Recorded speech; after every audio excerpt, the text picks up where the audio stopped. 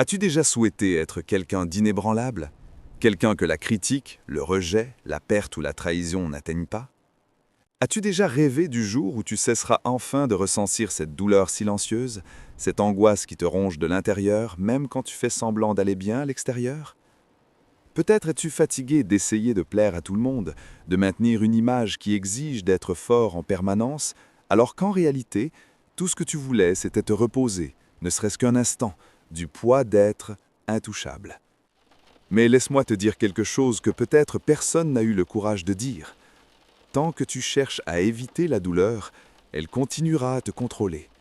Tant que tu essaieras de t'anesthésier, de te protéger, de te cacher, tu resteras prisonnier de tout ce qui se passe autour de toi, des paroles qui te blessent, des actes qui te déçoivent, des silences qui te tuent de l'intérieur. Et ce n'est pas une faiblesse, c'est la réalité de la plupart des gens. La différence, c'est que certains font semblant mieux que d'autres.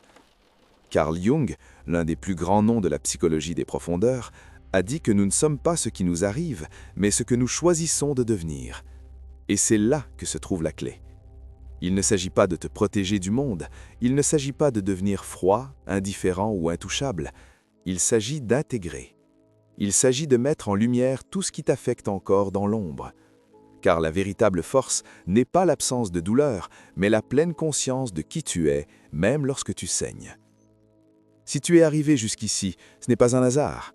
Cette vidéo est pour toi, qui es fatigué de te blesser à cause de tout et de tout le monde.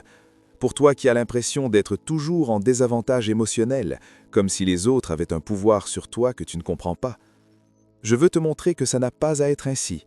Mais pour cela, tu devras faire face à certaines vérités qui peuvent faire mal. Et peut-être que, pour la première fois, cette douleur te libérera. Commençons. Tu crois que ce qui te fait mal se trouve à l'extérieur, dans les actions des autres, dans des mots mal choisis, dans les abandons que tu as subis, dans les trahisons que tu n'attendais pas. Mais la vérité est brutale. Rien de tout cela n'a réellement le pouvoir de te blesser s'il n'existe pas déjà une blessure ouverte en toi. Ce qui te fait mal, ce n'est pas ce que les autres te font, c'est l'histoire que tu te racontes. C'est l'ancien traumatisme qui n'a jamais été guéri. C'est le vide que tu déguises en force, en fierté, en ce besoin désespéré de paraître aller bien.